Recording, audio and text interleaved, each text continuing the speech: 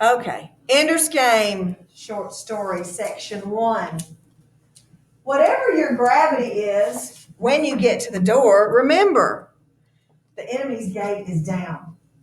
If you step through your own door like you're out for a stroll, you're a big target and you deserve to get hit with more than a flasher. Ender Wiggins paused and looked over the group. Most were just watching him nervously, a few understanding, a few sullen and resisting. First day with this army, all fresh from the teacher squads, and Ender had forgotten how young new kids could be. He'd been in it for 3 years. They had 6 months. Nobody over 9 years old in the whole bunch, but they were his. At 11, he was half a year early to be a commander. He had a tune of his own, and he knew a few tricks, but there were 40 in his new army. Green, all marksmen with a flasher, all in top shape, or they wouldn't be here. But they were all just as likely as not to get wiped out the first time into battle. So let's go up to our first question. Who is the instructor? Ender Wiggins, okay? You want to type that in on yours. How old is he? Got to kind of do the math. Probably 9. No, it's written in that first written in this paragraph here. 11. 11. And then how old are his students? 9. Yes. I want us to just sit on that for a minute and think about an 11. Good morning, teachers. Please pardon the interruption. If you have ninth grade students in your class right now, can you please pause and check for an email from me from last night? There's a list of students in that email. Would you please send them to the auditorium at this time? Thank you. Okay, so think about this for a minute. An 11-year-old is the teacher, and he is teaching and training 9-year-olds. Okay. Now, of course, you think, well, an 11-year-old knows more than a 9-year-old. An 11-year-old could pull off, teaching a 9-year-old how to do something, right? That's fair. In our society, we often think of teachers or trainers, anybody that teaches us, to be older than we are. That's an assumption that we make, right? Sometimes, though, you can teach or train people that are older than you.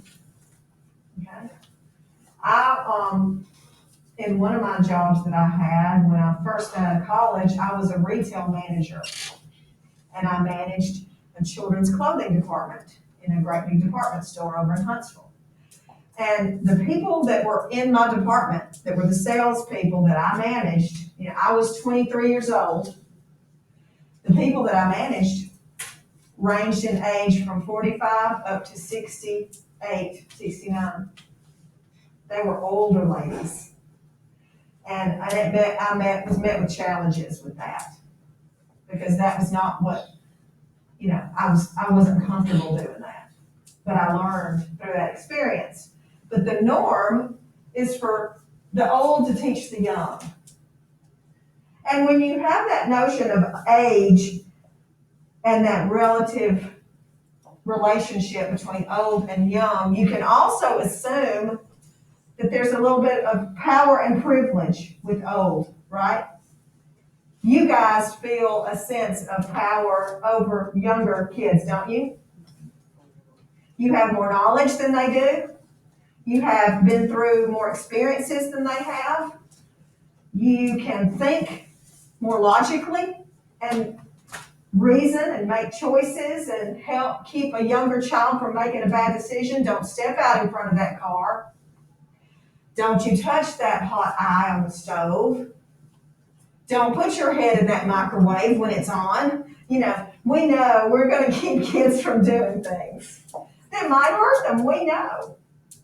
as 13-year-olds, 14-year-olds, 15-year-olds, we know a good bit on how to take care and help younger people.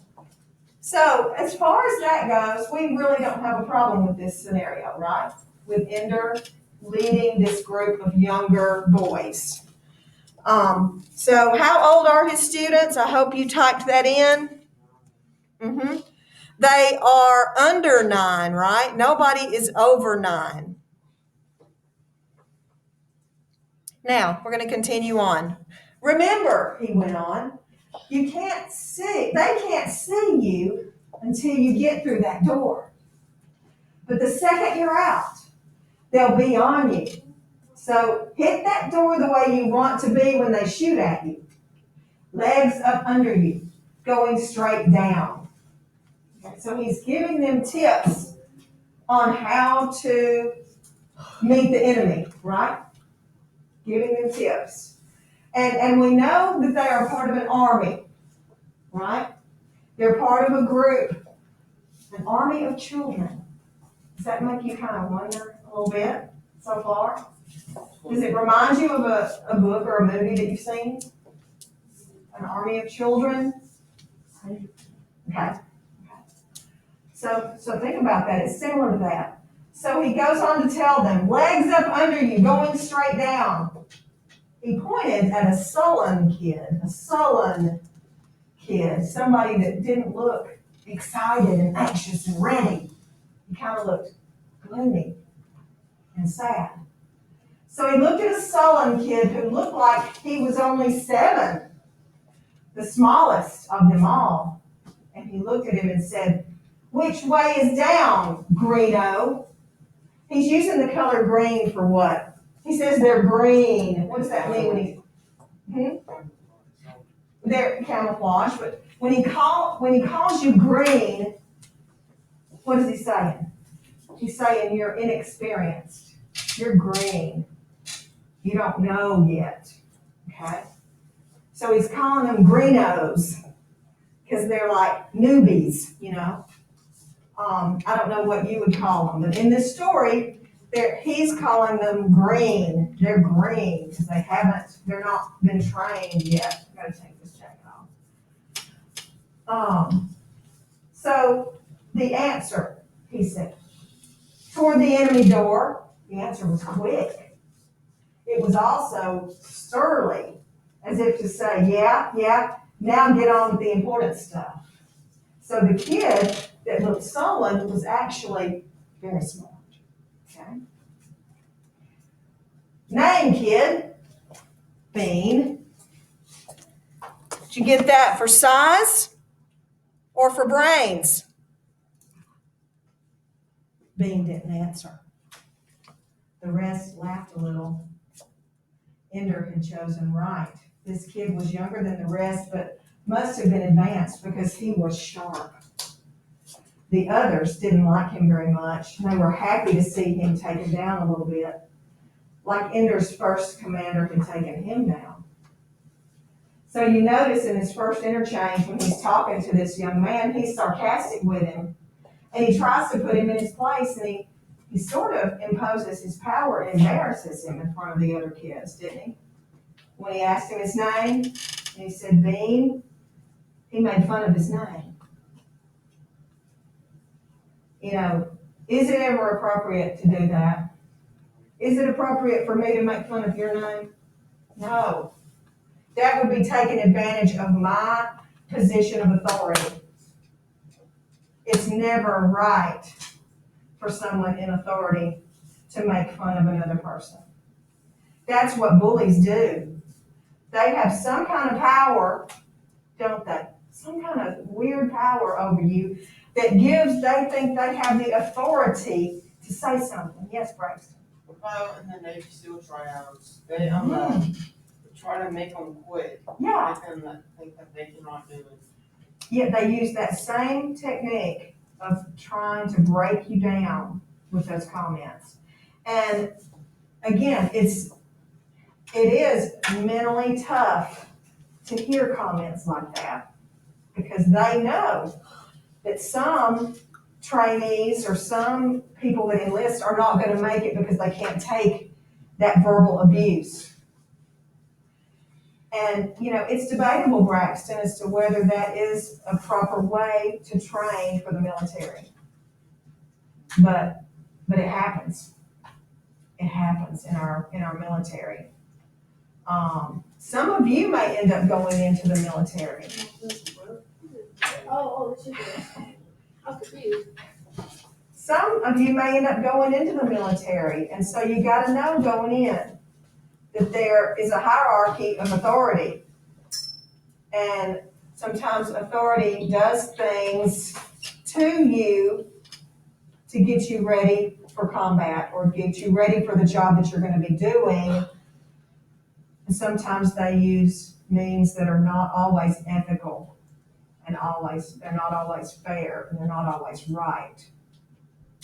But if when you make a choice to be in the military, you're willing to do it. Is it right? Should it change?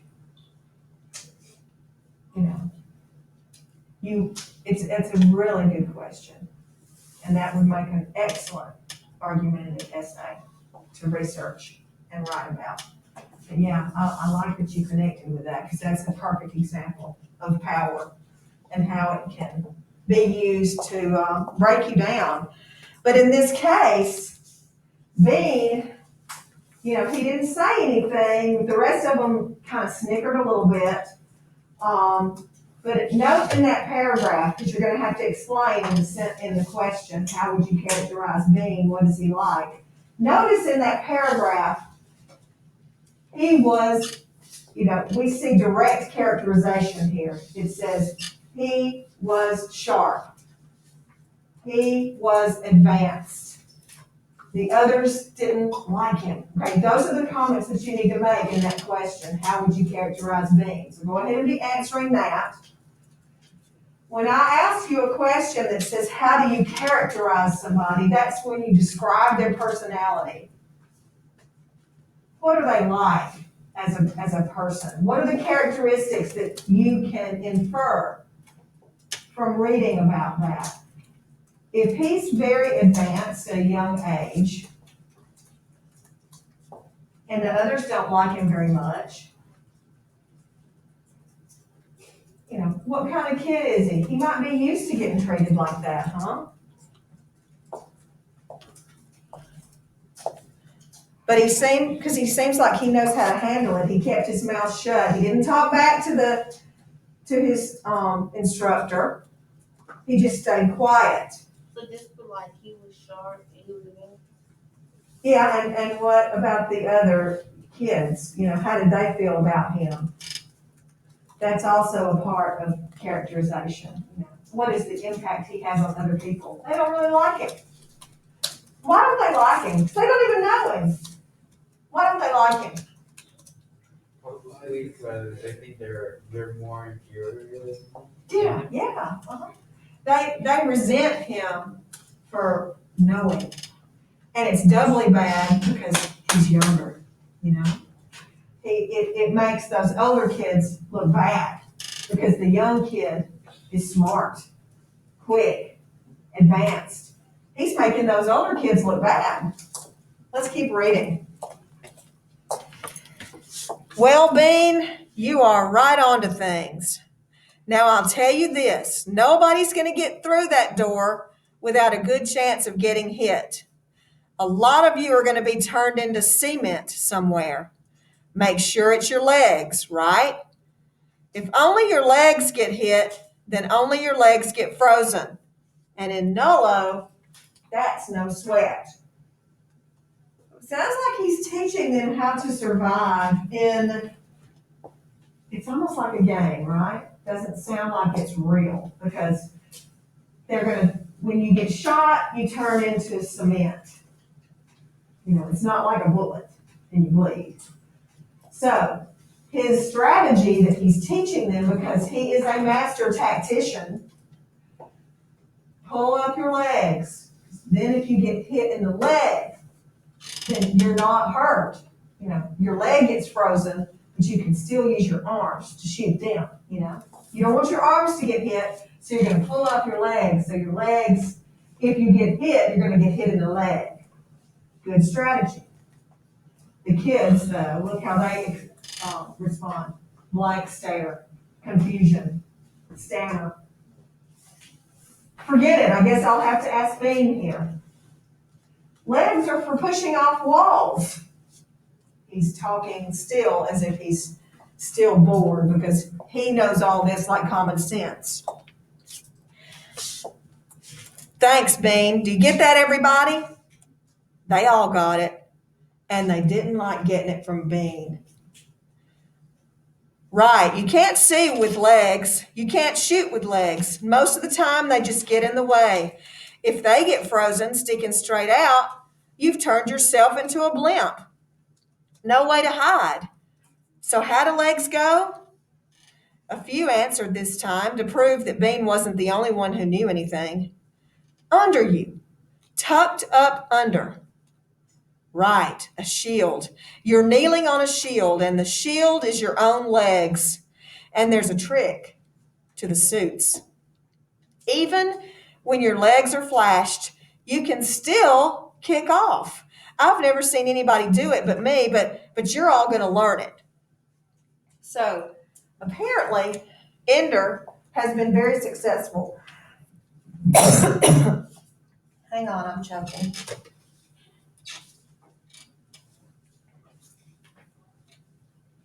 Apparently, Ender has been very successful as a soldier. So he's teaching them the techniques that work for him. And that's what some good teachers do. When I'm trying to teach you how to do something, sometimes I teach you based on what a lesson plan says, but a lot of times I try to teach you how I learned how to do it. Because if it worked for me, I'm hoping it'll work for you. So it's a pretty good teaching strategy that he's using here. Ender Wiggins turned on his flasher, okay? He turned it on. It glowed faintly green in his hand. Then he let himself rise in the weightless workout room, pulled his legs under him as though he were kneeling, and flashed both of them. Immediately, his suit stiffened at the knees and ankles so that he couldn't bend at all. Okay, I'm frozen. See? See, he's showing them, giving them an example. He's showing them what it looks like. He was floating a meter above them. They all looked up at him, puzzled. He leaned back and caught one of the handholds on the wall behind him and pulled himself flush against the wall. I'm stuck at a wall. If I had legs, I'd use legs and string myself out like a string bean, right? They laughed because he used the play on words with Bean's name. He would push off like a string bean to make the kids laugh. But I don't have legs, and that's better. Got it? Because of this. Ender jackknifed at the waist. Then he straightened out violently. He was across the workout room in only a moment. From the other side, he called to them. Got that? I didn't use hands, so I still had use of my flasher. And I didn't have my legs floating 5 feet behind me. Now watch it again. He repeated the jackknife and caught a handhold on the wall near them. Now, I don't just want you to do that when they flashed your legs. I want you to do that when you've still got legs, because it's better and because they'll never be expecting it. All right, now, everybody up in the air and kneeling. Most were up in a few seconds. Ender flashed the stragglers, and they dangled helplessly frozen while the others laughed. When I give an order, you move. Got it? When we're at the door and they can clear it, I'll be giving you orders in 2 seconds as soon as I see the setup. And when I give the order, you better be out there because whoever's out there first is going to win unless he's a fool. I'm not.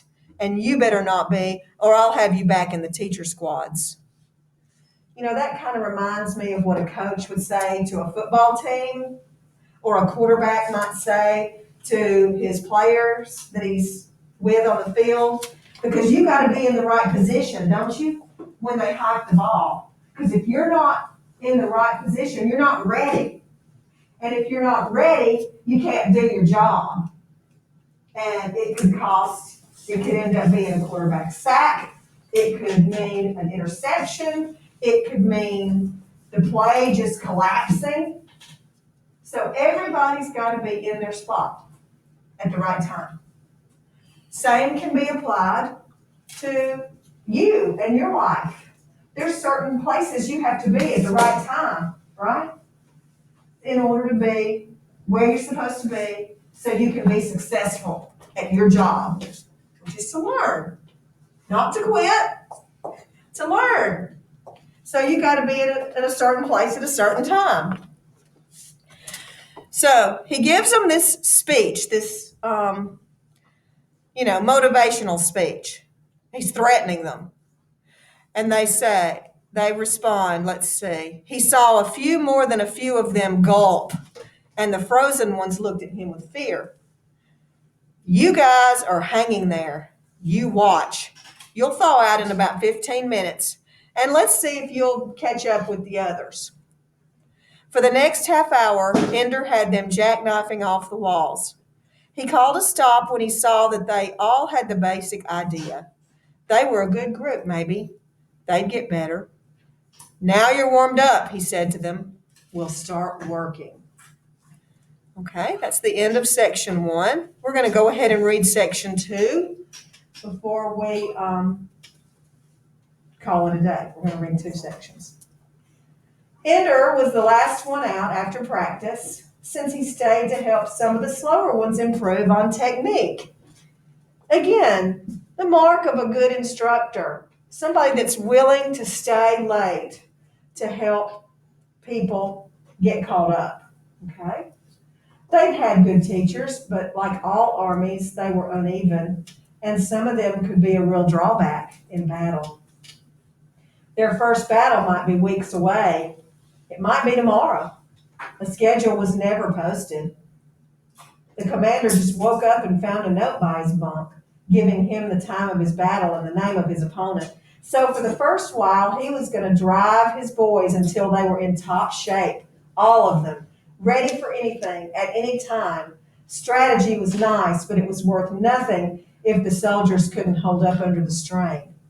So he's pushing them really hard right now, because he doesn't know at the drop of a hat that they might not have to go to war or go to their next battle the next morning. They have to be ready.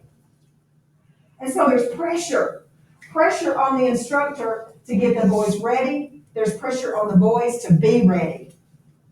This year, in this pandemic, there's been pressure on me, because I think, what if today was our last day of class? Are they ready for 9th grade today?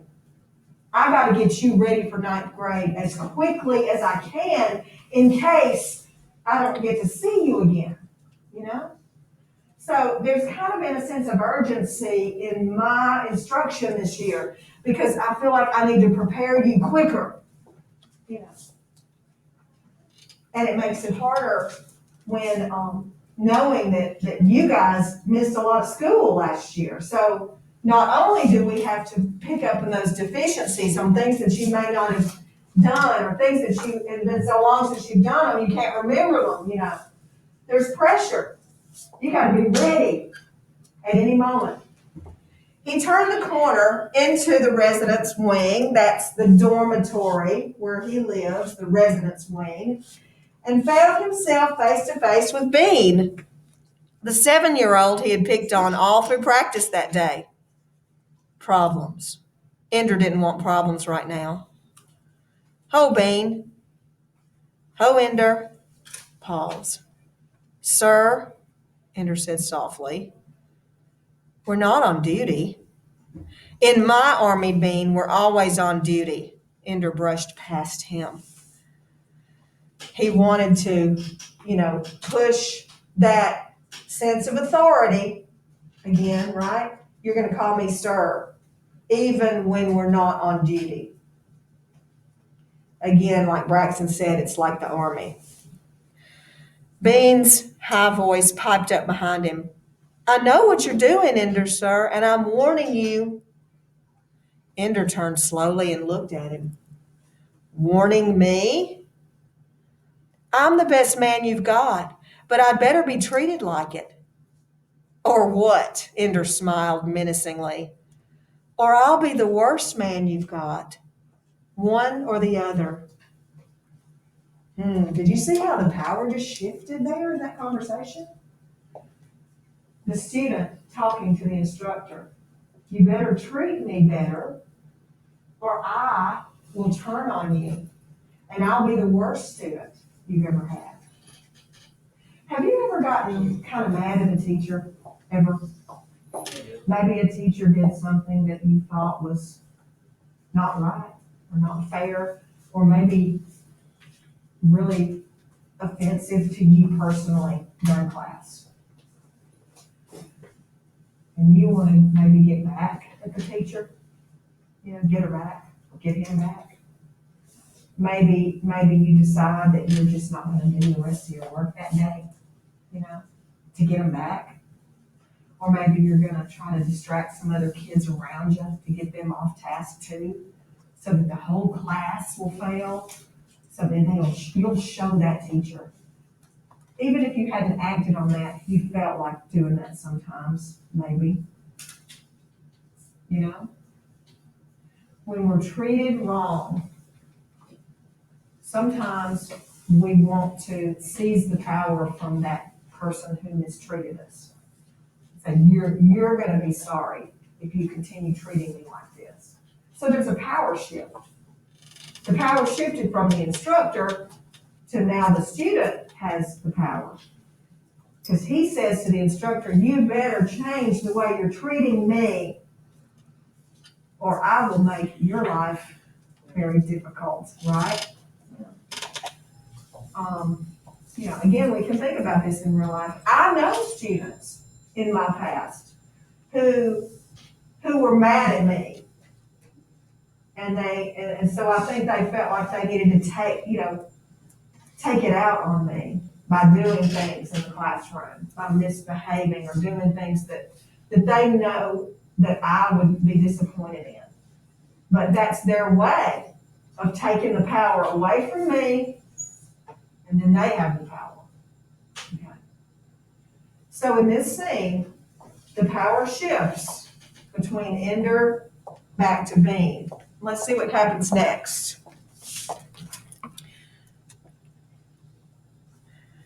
And what do you want, Bean? Hugs and kisses? Ender was getting angry now.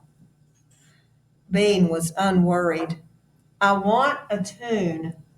Now, a tune is short for the word platoon, right? Platoon is like in the Army. It's a group of troops, right? Braxton, can you elaborate on that a little bit? It's a group of soldiers that's led by a certain person that's a higher rank than all of them. Okay. So he wants his own platoon, his own tune. He wants to be in charge of a group. Ender walked back to him and stood looking down into his eyes. I'll give a tune, he said, to the boys who prove they're worth something. They've got to be good soldiers. They've got to know how to take orders. They've got to be able to think for themselves in a pinch. And they've got to be able to keep respect. That's how I got to be a commander, and that's how you'll get to be a tune leader. You got it? Bean smiled. That's fair. If you actually work that way, I will be a tune leader in a month. Okay. So he's saying, bring it on, instructor, because I am going to do all those things. I remember when I interviewed for that retail manager job, I didn't have any experience. I had a college degree, but they didn't count. They didn't take college degrees as experience. And so I went in to that job making minimum wage, and I had to sell perfume. That's how I started at that store, selling women's fragrance. And I wanted to know, how can I get into the management training program? I have a college degree, you guys need to put me in management. That's what I was saying when they first hired me. I hadn't even set foot on the sales floor yet, and I wanted to be a manager. And they told me, here's what you gotta do to become a manager.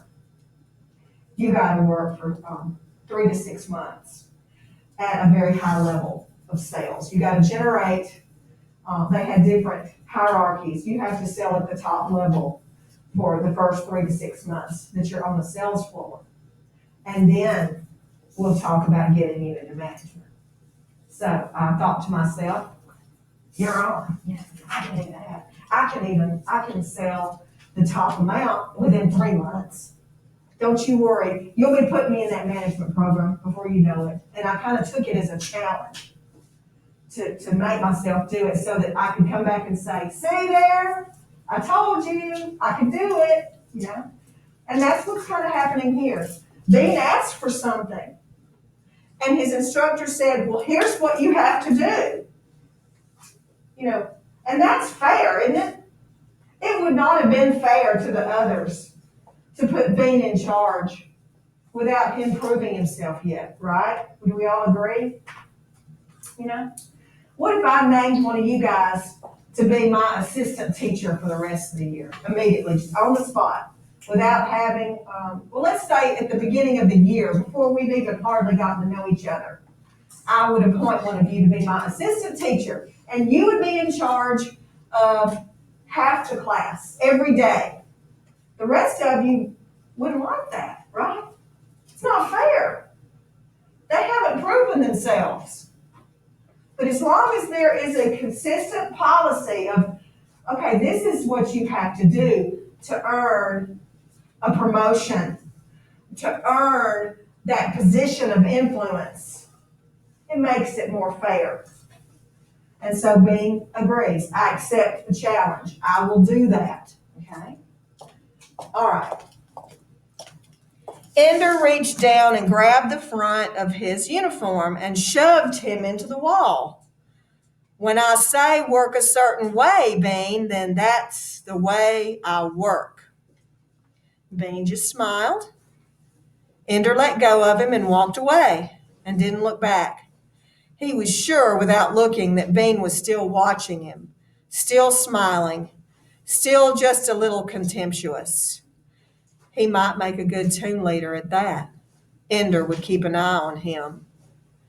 So what was the warning that Bean gave to Ender? That's what you want to type right there. What was that warning?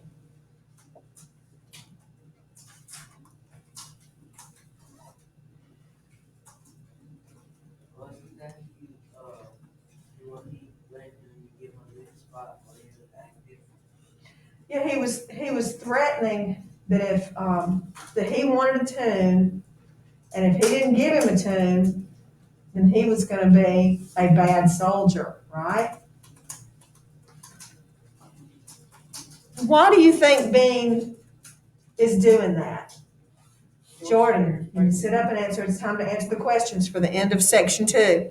So people won't make fun of him, or people that did make fun of him. Well, do you really think, well, we really don't know if Bean has vengeance in his mind, because he really hasn't done anything yet to seem like he's a vengeful person. He seems pretty cool and confident. He smiles a lot. He seems to be having a lot of self-control under the circumstances. But, you know, I want you to talk about why Bean wants to warn Ender that if he doesn't promote him, then he's going to be, you know, he's going to act out.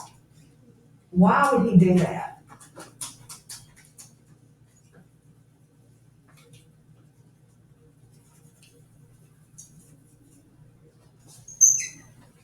You know, he may think that if he pressures Ender, that Ender will promote him.